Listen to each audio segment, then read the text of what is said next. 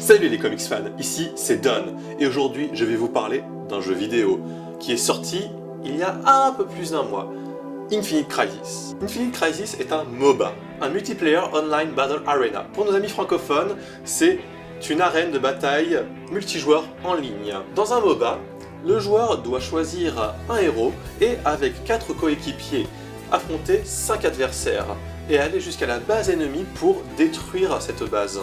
Le genre du MOBA a été rendu très populaire grâce à Defense of the Ancient, alias Dota pour les intimes, et par LoL, League of Legends, qui n'est ni plus ni moins que le jeu le plus joué en ligne au monde. Infinite Crisis, c'est un MOBA issu de la collaboration entre DC et Turbine.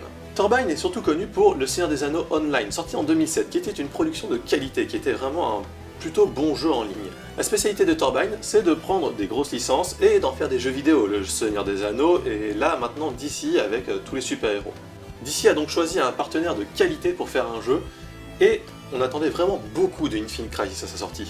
Dans le tutoriel d'Infinite Crisis, il y a un scénario, ce qui est exclusif pour un MOBA. Malheureusement, le scénario ne se poursuit pas dans le jeu à proprement parler, ce qui est vraiment dommage. Du côté des personnages, on est servi. Il y en a pour tous les goûts et c'est rafraîchissant. On retrouvera notamment beaucoup de personnages de l'univers d'ici évidemment, mais aussi des personnages totalement inédits, comme par exemple certains personnages Arcans ou même Nightmare.